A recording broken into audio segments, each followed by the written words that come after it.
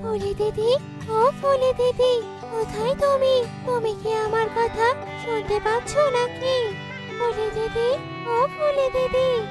কি কাণ্ড সাফুলা, তুই এভাবে চিৎকার করছিস কেন? কি হয়েছে তোর, বলতো আমাকে। আর তুই এসব কি নিয়ে এসেছিস রে? আজ আমি নদীর তীরে গিয়েছিলাম গো দিদি, আর নদীর তীরে একটা গাছে এই ফলগুলো পেয়েছি, আর তোমার জন্য এই ফলগুলো নিয়ে এসেছি।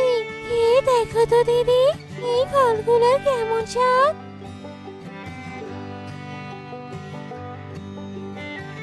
বাহ, ফলগুলো তো ভারী মজা, ভীষণ উপকার করলি তুই শাকুনা।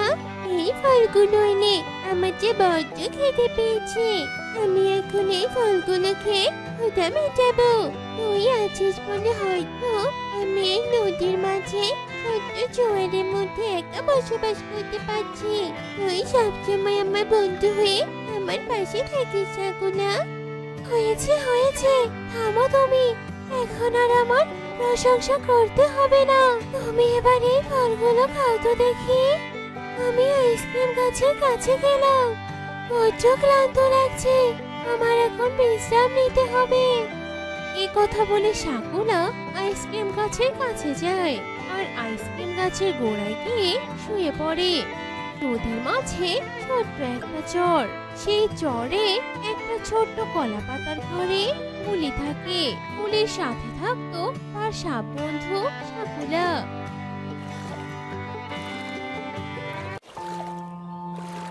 মাছ মারতে মারতে কত দূরে চলে এলাম।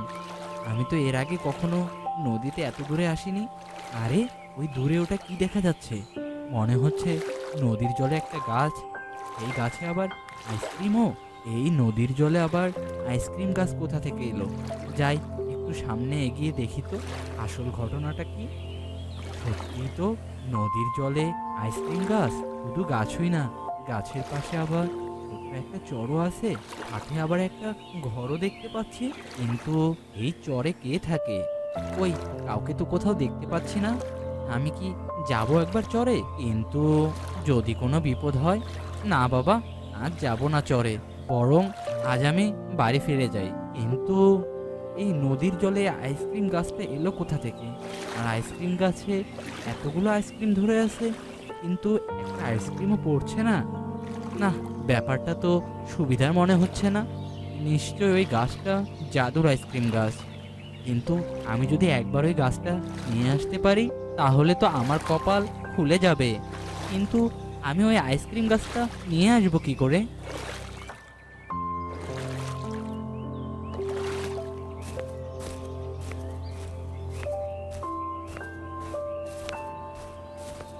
বাড়িতে তো চলে এলাম, কিন্তু কিছুতেই আমি ওই আইসক্রিম গাছের কথা ভুলতে পারছি না। যে করেই হোক ওই আইসক্রিম গাছ আমার চাই চাই। আমি আর দেরি করতে পারবো না। কাল আমি পুনরায় আবার ওই নদীর তীরে যাব, আর নদীর জলের ওই আইসক্রিম গাছটা আমি তুলে আনবো। আমি তো গাছের কাছে চলে এসেছি, তবে আর দেরি কেন? আমি এক্ষুনি ওই আইসক্রিম গাছটা কেটে নিব। এই এই কে তুমি? তুমি এই আইসক্রিম গাছ কাটছো কেন? বলে দিদি, কোথায় তুমি? এদিকে এসো, এদিকে যে সর্বনাশ হয়ে যাচ্ছে। এই সাপ, চুপ করবি তুই, নাকি কোড়াল দিয়ে তোকেও কেটে টুকরো টুকরো করব? আর ফুলি, ফুলি কে রে? ফুলি কোথা থেকে আসবে এখানে? আর তুই সর, সামনে থেকে সর। এই কাণ্ড, এই রাক্ষসী কোথা থেকে এলো? আর তুমি বাকে, এসব কি হচ্ছে এখানে শাকুনা? আমি তো কিছুই বুঝতে পারছি না। তোকে আর কিছু বুঝতে হবে না রে পরিকন্যা, আজ আমি মুক্ত হয়েছি। তোর পরিবার আমাকে আর বেশি দিন আটকে রাখতে পারেনি। এবার আমি তোকে বলে দিই, আমি তোর সব শক্তি শোষণ করে নিব। কি হচ্ছে এসব? আমি চাইলাম কি আর হচ্ছে কি? আমি চাইলাম এই আইসক্রিম গাছ নিয়ে আমি আমার স্বার্থ সিদ্ধি করব, কিন্তু এখন তো দেখছি আইসক্রিম গাছ থেকে ডাইনি বের হলো। যাক বাবা, এখন আমি এখান থেকে প্রাণ নিয়ে পালাই। শয়তান লোক, রাক্ষসীকে মুক্ত করে তুই প্রাণ নিয়ে পালাবি? আমি থাকতে তো আর সেটা হচ্ছে না। আমি তোকে এক্ষুনি মেরে ফেলবো, কারণ তোর জন্যই যে পরিকন্যা আজ বিপদে পড়েছে। এ কথা বলে শাকুনা মাঝিকে দর্শন করে, আর মাঝি মাটিতে ধপাস করে পড়ে গিয়ে অজ্ঞান হয়ে যায়। আর সেখানেই মাঝি মারা যায়। তখনই সেখানে পরিমাতা চলে আসে। হাই হাই, পরিমাতা তুইও চলে এসেছিস। দেখ পরিমাতা, দেখ আমি মুক্ত হয়ে গেছি। আমাকে আটকানোর ক্ষমতা কারো নেই। পোকা রাক্ষসী, তুই কি ভুলে গেছিস আজ শুক্লপক্ষের পঞ্চমী? আজ পরিকন্যার ডানা গজাবে এবং পরিকন্যা পূর্ণ শক্তি লাভ করবে, এবং পরিকন্যা পূর্ণ শক্তির অধিকারী হলে তোর মৃত্যু নিশ্চিত। আহ আহ, আমার পেট ফুলে যাচ্ছে, আমার পেট ফুলে যাচ্ছে, চলে যাচ্ছে। এবার বুঝি মরেই যাব। ও মা গো, এ কি? কথা তো সত্যি হলো, পরিকন্যা ডানা গজিয়েছে। আমি তো হেরে যাব না। আমি এক্ষুনি পরিকন্যাকে আক্রমণ করব।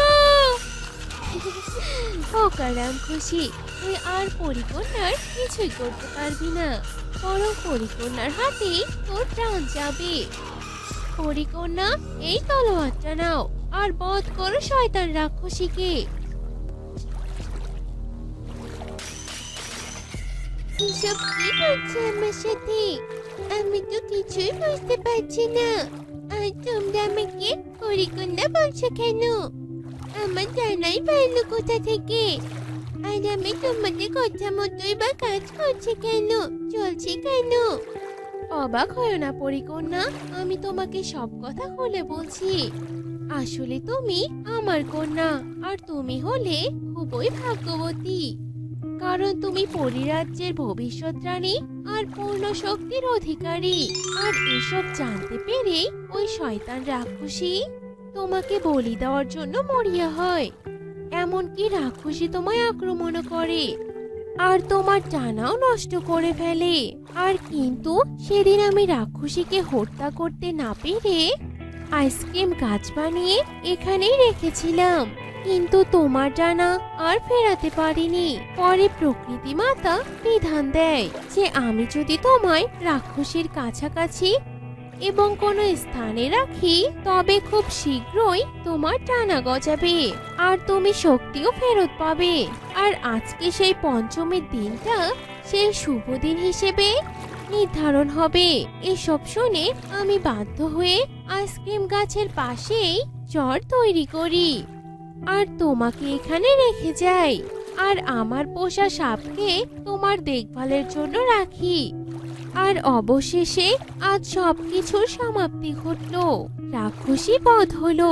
এবার তবে আমরা পরিরাজ্যে ফিরে যাই, চলো। এরপর পরিকন্যাকে নিয়ে আর শাকুলাকে সঙ্গে করে নিয়ে পরিরাজ্যের উদ্দেশ্যে রওনা দেয়। তো বন্ধুরা, আজকে আমাদের গল্পটি তোমাদের কাছে কেমন লেগেছে তা কমেন্টে জানাতে ভুলো না কিন্তু।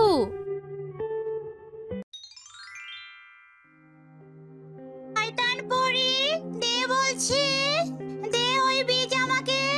ওই বীজের জন্য যে আমি এতদিন ধরে যত্ন করে আছি। দে দে আমাকে ওই বীজ। না, এই বীজ আমি তোমাকে কিছুতেই দেব না। আমি খুব ভালো করেই জানি এই বীজ হাতে পেলে তুমি খারাপ কাজে এই বীজ ব্যবহার করবে, তাই এই বীজ আমি তোমার হাতে তুলে দিতে পারবো না। আর তখনই সেখানে ডাইনির পোষা চিল আসে। তুই এসেছিস চিল? আমি তো কিছুতেই আমার কথাটা বোকা পরীকে বোঝাতেই পারছি না। তুই এবার তো ধারালো ঠোঁট নিয়ে এই পরির শরীর ক্ষতে বিক্ষত করে দে, আর বীজটা উদ্ধার করে আমার হাতে তুলে দে। যে হুকুম মাতা, আপনি কোনো চিন্তা করবেন না, আমি আপনার আদেশ যথাযথভাবে পালন করব মাতা। এই কথা বলে চিল পরীর দিকে উড়ে যেতে থাকে, আর পরীও পিছু হাঁটতে থাকে। আর হাঁটতে হাঁটতে পরী পাহাড়ের উপর থেকে ধপাস করে পড়ে যায়। ওর আর সুযোগও পায় না। সে পাহাড়ের উপর থেকে পড়ে পড়ি সেখানেই মারা যায়। আরে শয়তান চিল, এটা তুই কি করলি? আমি তো তোকে বিষটা উদ্ধার করতে বললাম, আর তুই পরীকে হত্যা করলি, আর সেই সাথে বিষটাও হারিয়ে ফেললি। এবার তোকে যে কি করব না। দয়া করুন মাতা, দয়া করুন, আমার ভুল হয়ে গেছে, আপনি ভাববেন না। আমি গিয়ে বিষটা খুঁজে আনছি। এ কথা বলে চিল ভয়ে ভয়ে সেখান থেকে উড়াল দেয়। আর এদিকে ওই বিষটা তিন কন্যার সামনে পড়ে। তিন কন্যা সীমা, জুথি ও মিনা গ্রামের তান্ত্রিকের মেয়ে ছিল। তান্ত্রিক মারা গেছে অনেক দিন আগে। আরে আরে, এটা কি? গড়াতে গড়াতে আমাদের সামনে কি চলে এলো? এটা কি কোনো কিছুর বীজ? দেখ তো বর্দি, মিষ্টি, দেখ তো এটা কি? আমারও তো মনে হচ্ছে এটা একটা বীজ। কোথা থেকে এই বীজটা আসলো বলতো? আর কিসেরই বা বীজ এটা? আমি তো চিনতে পারছি না। বর্দি, ছোট, তোরা দুজন পারিসও বটে। কোনো একটা বিষয় পেলে সেটা নিয়ে তোদের হাজার জল্পনা কল্পনা। বলছি, এত কথা না বলে বীজটা বাড়িতে নিয়ে চল তো। বীজটা রোপণ করলে যখন বীজ থেকে গাছ হবে, তখন তো বোঝা যাবে এটা কিসের বীজ, তাই না? এই কথা বলে জুথি বীজটা তুলে নেয়, আর তিন কন্যা মিলে বীজটা নিয়ে চলে যায়। এদিকে চিল এসে বীজটা খুঁজতে থাকে, কিন্তু কোথাও আর সে বীজটা খুঁজে পায় না। আর বীজটা খুঁজে না পেয়ে চিল হতাশ হয়ে ডাইনির কাছে ফিরে যায়। কি ব্যাপার, তোর মুখ এত গম্ভীর দেখাচ্ছে কেন? বুঝতে পারছি তুই বীজটা খুঁজে পাসনি, তাই না? তবে বীজটা নিয়ে যখন ফিরতেই পারিসনি, তবে এবার তোর বেঁচে থাকার অধিকারও নেই। তারপর ডাইনি জাদু শক্তি দিয়ে চিলটাকে ভস্ম করে দেয়, আর ডাইনির আগে ফুঁসতে থাকে। হাতের কাছে বীজটা পেয়েও বীজটা হারিয়ে ফেললাম। একবার যদি বীজটা পেতাম, তবে ওই বীজটা থেকে যে গাছ হতো, এই গাছের শক্তি ও কালো জাদুর সাহায্যে আমি আমার সব সাধ্য সিদ্ধি করতে পারতাম। কিন্তু সেই বীজটা আমি ছুঁতেই পারলাম না। কিন্তু আমি দমে যাব না। আমি আজ হোক কাল হোক আমার উদ্দেশ্য সফল করবই করব, আর সেটা একাই করব। এইদিকে তিন কন্যা বীজটা নিয়ে গিয়ে তাদের উঠোনে রোপণ করে, আর পরদিনই একটা আশ্চর্য ঘটনা ঘটে। দিদি, ওই দিদি, কই তোরা? এখানে আয়, দেখে যা কি কাণ্ড ঘটেছে। দিদি, বীজটা থেকে গাছ হয়েছে, তাই একটিবার দেখে যা তোরা। দিদি। মিনার কথা শুনে সীমা আর জ্যোতি ঘর থেকে বের হয়ে আসে, আর ওরা এসে দেখে বীজটা থেকে একটা কলা গাছ হয়েছে। আর একদিনে এই কলা গাছটা অনেক বড় হয়েছে। কি কাণ্ড রে, এ তো কলা গাছ রে, কলা গাছ। কিন্তু এক রাতেই এই বীজ থেকে কিভাবে চারা বের হলো বলতো? আর চারাটাই বা এভাবে গাছে পরিণত হলো কিভাবে? এটা কি তবে জাদুই গাছ ছিল? সীমার কথা শেষ হতে না হতেই কলা গাছটা থেকে আলোক রশ্মি বের হয়, আর আলোক রশ্মি গোলাকার চক্রে পরিণত হয়, আর সেখানে পরীর মৃতদেহ ভেসে ওঠে। আর সেই আলোক রশ্মিটা মুহূর্তেই অদৃশ্য হয়ে যায়। দিদি, কি হলো এটা? পরীর মৃতদেহ? তবে এই কলা গাছ কি বোঝাতে যাচ্ছে? বীজটা কি তাহলে ওই পরীর ছিল?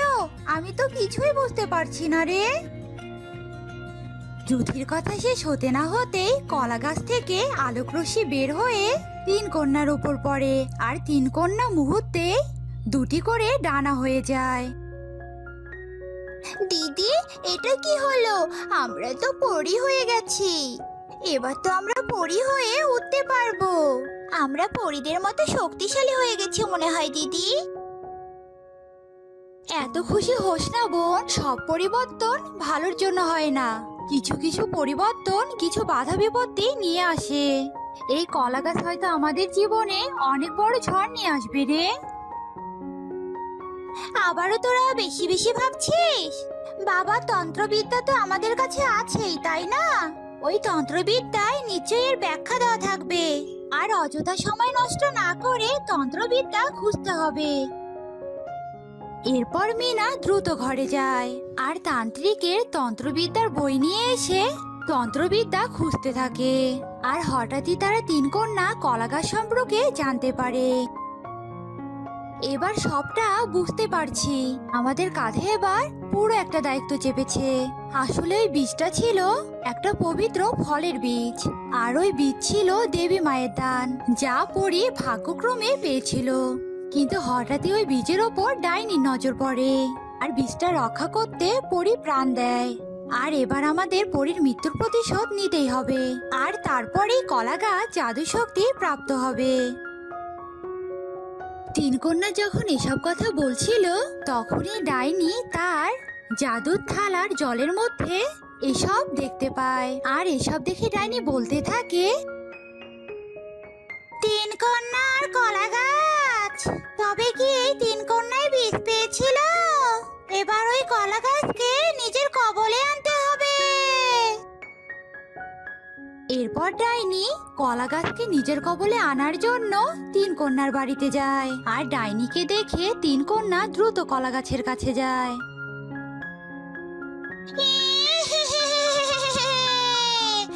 যতই চেষ্টা কর তিন কন্যা, আমার কবল থেকে এই কলা গাছকে রক্ষা করতে পারবি না তোরা। আমি এই কলা গাছকে আমার দখলে আনবো আর আমার কালো জাদুর কাজে ব্যবহার করব। চুপ কর শয়তান ডাইনি, তোর কারণে পরি মারা গেছে, কিন্তু পরীর পবিত্র বীজের এই কলা গাছ তোর দখলে কিছুতেই যেতে দেব না। এরপর তিন কন্যা তাদের শক্তি প্রয়োগ করে আর ডাইনিকে ভস্ম করে। আর ডাইনি ভস্ম হওয়ার পর তিন কন্যার ডানাও অদৃশ্য হয়ে যায়, আর কলা গাছে জাদু শক্তি প্রকট হয়। আর কলা গাছ থেকে সোনার মুদ্রা ঝরতে থাকে। আর এরপর থেকে তারা তিন কন্যা সুখে শান্তিতে বসবাস করে। মধুমতি গ্রামের মোড়ল দীনেশ নিঃসন্তান ছিলেন। এমনকি কিছুদিন আগে তার স্ত্রীও মারা গেছে। আর এই জন্য মোড়ল দীনেশ বেশ হতাশ হয়ে পড়ে। দীনেশ দাদা, এভাবে কি সারাদিন চোখে জল ফেলেই যাবে? এমন ছেলে মানুষই করলে তো তুমি নিজেই অসুস্থ হয়ে পড়বে। দাদা বলছি, তুমি এত ভেঙে পড়ো না তো, শান্ত হও।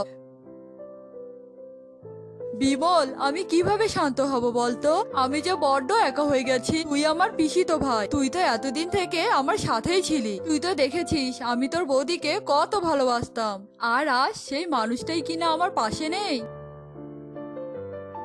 বৌদির জন্য তুমি যখন এতই কষ্ট পাচ্ছ, তবে ঈশ্বরের নাম করে তুমি তীর্থযাত্রায় যাও, তবে তোমার মনটা শান্ত হবে। আর তোমার দায়িত্ব না হয় আমি সামলাবো। আমি এই গ্রামটা দেখে রাখবো। তুই যখন স্বইচ্ছায় দায়িত্ব নিচ্ছিস, তবে আমার কোনো অসুবিধা নেই। আমি তবে এবার তীর্থযাত্রায় যাব আর তোর বৌদির জন্য প্রার্থনা করব। তা তো নিশ্চয়ই। তবে দাদা, আমি তোমার যাওয়ার ব্যবস্থা করছি। এরপর বিমল সেখান থেকে চলে যায়। আর দুদিন পরেই দীনেশ তীর্থে চলে যায়। আর দীনেশ চলে যাওয়ার পর বিমল স্বস্তি পায়। যাক বাবা, আপদটা বিদায় হলো। এবার আমি আমার পরিকল্পনা মতোই সব করব। যদিও বা আমি বৌদিকে পরিকল্পনা মতো হত্যা করেছি, আর সেই শোককে কাজে লাগিয়ে দাদাকে তীর্থ পাঠিয়ে দিলাম। এবার দাদার এই সয় সম্পদ সব আমার করে নেব। তার আগে দাদা এতদিন যত সম্পদ বিলিয়েছে তার সব উদ্ধার করতে হবে। এরপর বিমল বেরিয়ে পড়ে আর প্রথমেই যায় মিনতি বুড়ির কাছে। আর দেখে মিনতি বুড়ি হাত পাখাগুলো ঝুড়িতে গুছিয়ে রাখছে। এই মিনতি বুড়িমা, তোমার হাত পাখার ব্যবসা বুঝি ভালোই চলছে? তবে তোমায় একটা কথা বলতে এলাম। তুমি তো অনেকবার দাদার কাছে টাকা নিয়েছো, এই বাহানা সেই বাহানা করেছো, কিন্তু এবার আর রক্ষে নেই। দাদা তীর্থে যাওয়ার পূর্বে আমাকে বলেছে আমি যেন তোমার কাছ থেকে টাকাগুলো নেই। এবার টাকা দেওয়ার ব্যবস্থা করো। কি বলছিস বাবু? আমি এত টাকা কোথায় পাবো? মোড়ল তো এতদিন কোনো টাকাই চায়নি, আর তোকে আবার এত টাকা দিতে বলেছে? দান করে মানুষ যে দান ফিরিয়ে নেয়, এটা তো প্রথমবার আমি শুনলাম রে। এত বকবক করো না তো বুড়িমা, বেশি কথা না বলে টাকা দেওয়ার ব্যবস্থা করো, হয়তো বাড়ি ছাড়ার প্রস্তুতি নাও। এসব কথা বলে বিমল রেগে চলে যায়। আর এভাবে মোড়ল দিনেশ যাকে যাকে দান করেছে আর তার বাড়িতে গিয়ে বিমল টাকা ফেরত চায়। আর সবশেষে যায় গ্রামের দুই পুচকি মেয়ে নেহা আর দিনার কাছে। এই যে স্নেহা, দিনা, তোদেরকেও খবরটা দিতে এলাম। দাদা তীর্থে যাওয়ার আগে বলেছে ওদের বাবার সৎকারের সময় যে টাকা দিয়েছিল সেসব টাকা তোরা যেন ফেরত দিস। কি বলছো কাকু? সৎকারে সামান্য টাকা ফেরত চেয়েছে মোড়ল মশাই, কিন্তু অত টাকা ফেরত আমরা দেব কি করে? আমরা দুবন্ত মানুষের কাছে হাত পেতে খাই। তবে বাড়ি ছাড়ার প্রস্তুতি নে, আমি কাল তোদের বাড়ি দখল নেব। এসব হুমকি দিয়ে বিমল চলে যায়। আর স্নেহা ও দিনা খুব অসহায় হয়ে যায়। আর দু বোন মিলে বারান্দায় বসে অনেক কাঁদতে থাকে। আর তখনই সেখানে শনশন করে বাতাস বইতে শুরু করে। আর দু বোনই হঠাৎ করে ধপাস করে পড়ে যায়। আর দুই বোন ঘুমিয়ে পড়ে। তোরা ভাবিস না বাছা, আমি কখনো আমার সন্তানদের দুঃসময়ে দূরে ঠেলে দেই না। তাই তোদের সব সমস্যা সমাধান করার জন্য আমি তোদের উঠোনে এই গাছটা দিলাম। এই গাছটার গোড়ায় গোবর দিলে মুহূর্তে গাছটা বড় হবে আর গাছে অনেক টাকা ধরবে। আর তোরা দু বোন মিলে গাছ থেকে টাকা তুলে নিবি। আর তারপর আবার গাছটা পূর্বের অবস্থায় ফিরে যাবে। তোমার অশেষ কৃপা মা, লক্ষ কোটি প্রণাম। বোন, এই বোন ওঠ বলছি, শোন না, আমি কি স্বপ্নে দেখেছি। এসব কথা বলে স্নেহা দিনাকে ঘুম থেকে জাগায়। আর দিনা ঘুম থেকে উঠে উঠানে একটা ছোট্ট গাছ দেখতে পায়। এই বোন, এই গাছটা কোথা থেকে এলো রে? আগে তো আমাদের উঠোনে এই গাছটা ছিল না। সত্যি তো, এই গাছটাই তো আমি স্বপ্নে দেখেছিলাম। বোন, তুই গিয়ে একটু গোবর নিয়ে আয় তো। হা করে তাকিয়ে থাকিস না, আমি যা বলছি তাই কর। এরপর দিনা গিয়ে গোবর নিয়ে আসে। আর সে গোবর নিয়ে স্নেহার গাছটার গোড়ায় দেয়। আর মুহূর্তে গাছটা বড় হয়ে যায়। আর সে গাছ ভর্তি টাকা ধরে। এ আমি কি দেখছি রে বোন? এ তো টাকার গাছ রে। এতদিন টাকার গাছ শুনেছি মাত্র, আর আজ নিজের চোখে আমরা টাকার গাছ দেখলাম রে। হ্যাঁ রে বোন, এখন কথা না বাড়িয়ে তাড়াতাড়ি গাছ থেকে টাকাগুলো তুলে নে। তাড়াতাড়ি কর বোন।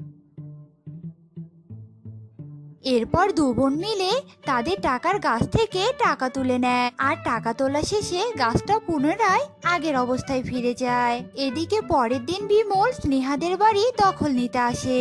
আর আসতেই দু বোন বিমলকে এক থলে টাকা দেয়। কাকা বাবু, আপনি নিশ্চয়ই আর কোনো টাকা আমাদের কাছে পাবেন না। আর বাড়ি দখল করারও প্রশ্নই ওঠে না। উপ জ্বালা, তোরা এত টাকা কোথায় পেলি? কত করে ভাবলাম তোদের বাড়ি দখল নেব, শয়তান মেয়ে দুটো আমার আশায় জল ঢেলে দিল। আচ্ছা আচ্ছা, তোদের বাড়ি দখল নেব না, এখনো অনেকজনের কাছে টাকা পাই, তাদের টাকা নেব।